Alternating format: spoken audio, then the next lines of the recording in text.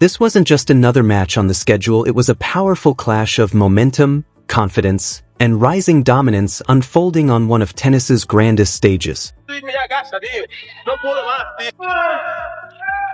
Well, your level dips for even 2 seconds, and that man will make you pay. On one side stood Carlos Alcaraz, the world number one who is no longer just the future of tennis but firmly its present. On the other, Sebastian Korda, one of the most dangerous and underrated threats on tour, a player who, when in rhythm, can take the racket out of anyone's hands. Set against the electric, unpredictable, pressure-filled atmosphere of the Miami Open, this wasn't just about winning a match, it was about sending a message, and by the end, that message rang loud and clear. Coming in, Corda was far from just another opponent, he was a genuine problem, building momentum with a string of impressive performances marked by sharp, composed play and flawless timing off both wings.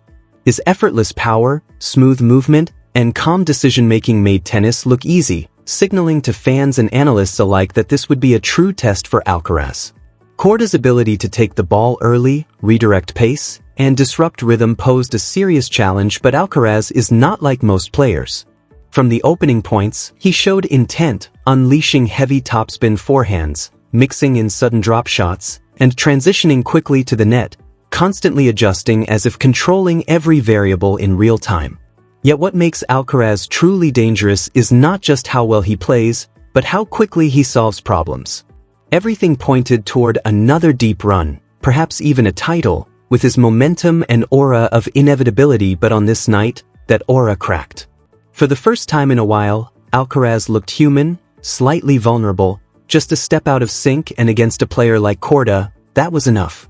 While Alcaraz still displayed explosive movement and flashes of brilliance, there was a subtle hesitation, a split-second delay in decision-making that proved costly at this level. Corda sensed it instantly, stepping onto the court not just believing he could win, but knowing exactly how to do it. Sebi, congratulations. First win over Carlos, first win over a world number one. What does it mean? How does it feel? Yeah, it feels great. I took the scenic route, that's for sure. A little more stress than I would want, but yeah, happy with how I played, happy with how I stayed with it. Kept believing. I got myself in some nasty situations, and just kept going, kept believing, and played really well at the end. You and your team yesterday talked about the idea of staying within yourself, staying within your game, especially with that newfound aggression.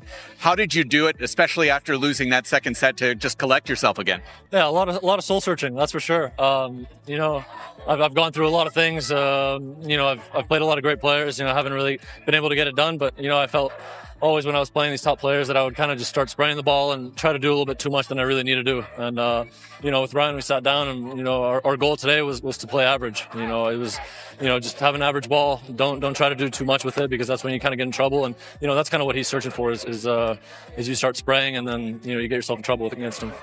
That's a really interesting comment, because if that's average, I mean, what's the top level then for you? Well, I mean, the ball speed, not the way how I played, for sure. I mean, I was aggressive as possible. I served great throughout the whole match, and that's kind of what you have to do to beat a player like him. He's unbelievable in every aspect of his game, movement, volleys, forehand, backhand. There's nothing he can't do. So I definitely needed to do. I needed to be aggressive. I needed to take the ball out of his hand and take the point in my favor.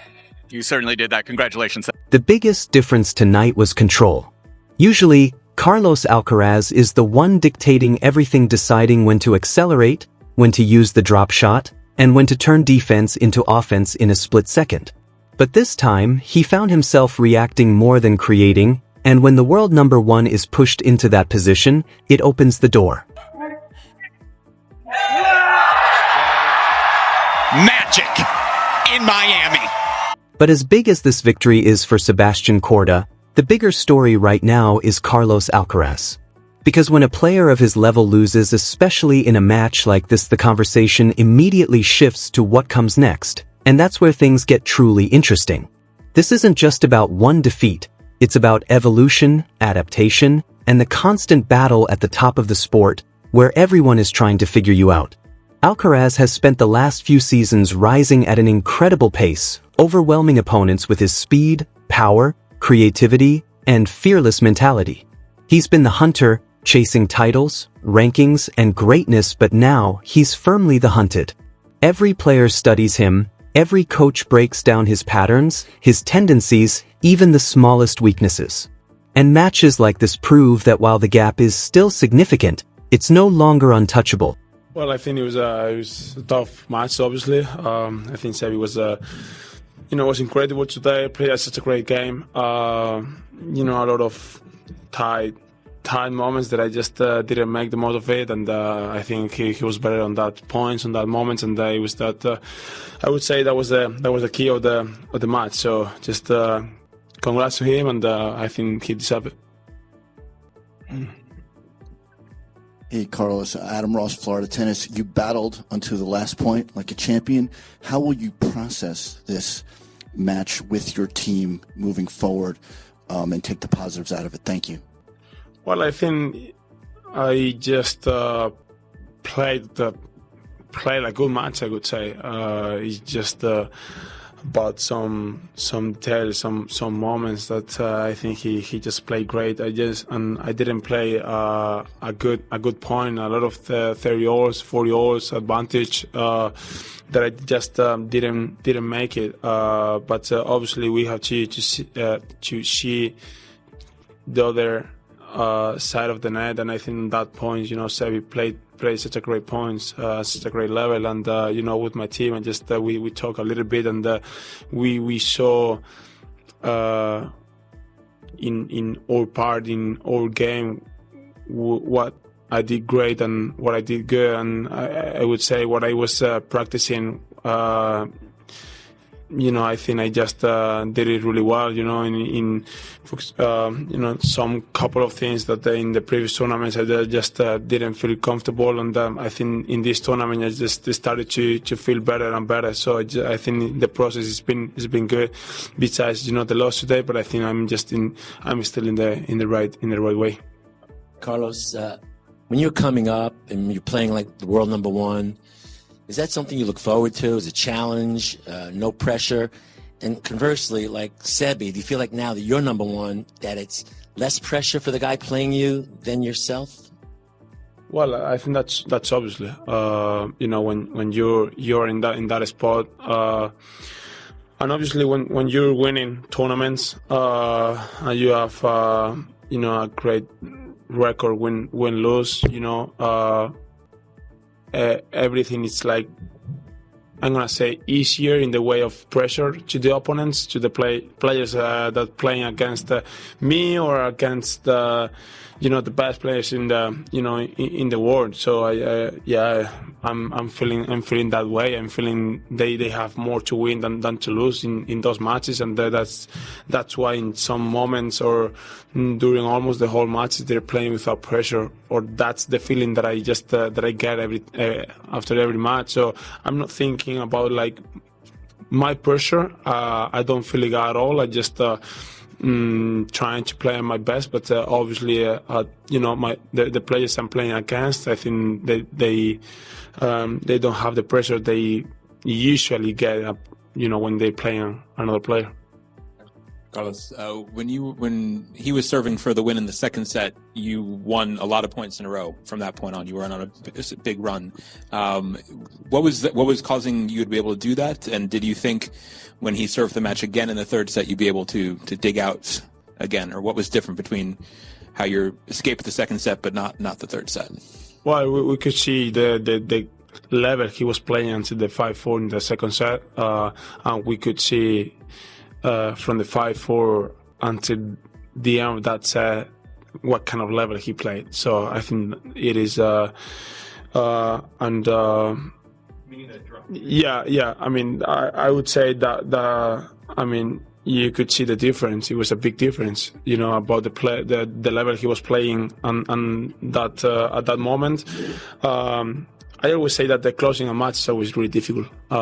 You think about a lot of things. Probably you're not as relaxed as you could feel when you're playing during the whole match. It's like everything comes to you, and it's really difficult to deal with it. So I could feel the difference, and he just made 3 mistakes in a row that he didn't make it, in the whole match, and I just tried to and I just made the more of it. I was to stay there. I knew that, and I was trying to put as much ball in as I could, and it works, to be honest. But on 5-4 in the third set, I think he just knew what he has to do. He just played with a lot of first serve, which it's tough when he plays with big first serve, and it's kind of he was in that moment before, and he just deal with that much better. Hey Carlitos, bad luck. I thought you fought really well to force a third set, but there were times when you were obviously frustrated on the court. I'm curious, when you're facing an opponents who are obviously playing way above their normal level, how I guess challenging is it to kind of accept that and kind of keep on finding a way through? Well, it's not really good, to be honest. It's a bit annoying, but you have to accept it. You have to keep it going and try your best. I think luckily I have a lot of weapons. I have a lot of things that I can do on the court, trying to let him uncomfortable. Which today, to be honest, I couldn't find that way. But I know from now on, I know they are gonna play like that, and I gotta be ready. As I said, I just even though he was playing, I would say above his normal level, I was there. A lot of 30-year-old, a lot of 40-year-old, break points to me. I didn't make it, but I just gotta see that point of view, and just for the next matches, to think like they're gonna play like that, and even though I'm gonna have my chances, and I will try to play better on those moments, on those points, and I will try not to let them stay on the match. Or I will try to push them to the limit even more.